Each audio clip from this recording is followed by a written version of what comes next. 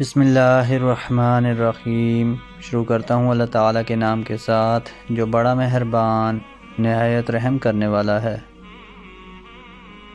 حضرت سیدنا ابو ہریرہ رضی اللہ عنہ سے روایت ہے، رسول اللہ صلی اللہ علیہ وآلہ وسلم نے فرمایا، جب تم میں سے کسی کو نہانے کی حاجت ہو تو وہ تھمے ہوئے پانی میں نہ نہائے۔ لوگوں نے سیدنا ابو ہریرہ رضی اللہ عنہ سے کہا، پھر کیا کرے؟ انہوں نے کہا، ہاتھوں سے پانی لے کر نہائے۔ حضرت ابو ہریرہ رضی اللہ عنہ بیان کرتے ہیں کہ رسول اللہ صلی اللہ علیہ وآلہ وسلم نکلے قبرستان کی جانب تو آپ صلی اللہ علیہ وآلہ وسلم نے فرمایا، سلامتی ہو تم پر اے مومنوں کی قوم، اور ہم بھی آپ لوگوں سے ملنے والے ہیں۔ سیدنا ابو ہریرہ رضی اللہ عنہ سے روایت ہے کہ رسول اللہ صلی اللہ علیہ وآلہ وسلم نے فرمایا، تمہارے برتن کی پاکی جب کتا اس میں منہ ڈال کر پیے، یہ ہے کہ اسے 7 بار دھوئیں، پہلی بار مٹی سے۔ ام المؤمنین سیدہ عائشہ رضی اللہ عنہا سے روایت ہے کہ رسول اللہ صلی اللہ علیہ وآلہ وسلم نے فرمایا، 10 باتیں پیدائشی سنت ہیں، ایک مونچھیں کترنا، دوسری داڑھی چھوڑ دینا، تیسری مسواک کرنا، چوتھی ناک میں پانی ڈالنا، پانچویں ناخن کاٹنا، چھٹی پوروں کا دھونا یعنی کانوں کے اندر اور ناک اور بغل اور رانوں کا دھونا، ساتویں بغل کے بال اکھیڑنا، آٹھویں زیر ناف کے بال لینا، نویں پانی سے استنجا کرنا یا شرمگاہ پر وضو کے بعد تھوڑا سا پانی چھڑک لینا۔ مصعب نے کہا، میں 10ویں بات بھول گیا، شاید کلی کرنا ہو۔ وکیع نے کہا، انتقاص الماء سے جو حدیث میں وارد ہے استنجا مراد ہے۔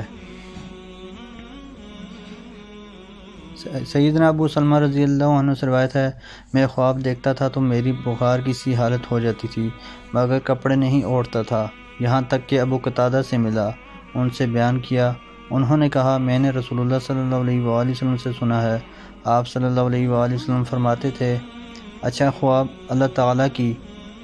طرف سے ہے اور برا خواب شیطان کی طرف سے۔ پھر جب کوئی تم میں سے برا خواب دیکھے تو بائیں طرف 3 بار تھوکے یا تھو کرے بغیر تھوک کے اور اللہ کی پناہ مانگے اس کے شر سے، پھر وہ خواب اس کو ضرر نہ کرے گا۔ سیدنا ابو ہریرہ رضی اللہ عنہ سے روایت ہے، رسول اللہ صلی اللہ علیہ وآلہ وسلم نے فرمایا، جب زمانہ یکساں ہو یعنی دن رات برابر ہوں یا قیامت قریب آ جائے گی تو مسلمان کا خواب جھوٹ نہ ہوگا، اور تم میں سے سب سے سچا خواب اسی کا ہوگا جو سب سے سچا مسلمان ہے باتوں میں، اور مسلمان کا خواب نبوت کے 45 حصوں میں سے ایک حصہ ہے، اور خواب 3 طرح کا ہے، ایک تو نیک خواب جو خوشخبری ہے اللہ تعالیٰ کی طرف سے، دوسرے رنج کا خواب جو شیطان کی طرف سے ہے، تیسرے وہ خواب جو اپنے دل کا خیال ہو۔ پھر جب تم میں سے کوئی برا خواب دیکھے تو کھڑا ہو اور نماز پڑھے اور لوگوں سے بیان نہ کرے، اور میں خواب میں بیڑیاں پڑی دیکھنا اچھا سمجھتا ہوں اور گلے میں توق برا سمجھتا ہوں۔ سیدنا جابر بن عبداللہ رضی اللہ عنہما سے روایت ہے، آپ صلی اللہ علیہ وآلہ وسلم نے فرمایا، جس نے مجھ کو خواب میں دیکھا اس نے بے شک دیکھا، کیونکہ شیطان کا یہ کام نہیں ہے کہ میری صورت بنا لے۔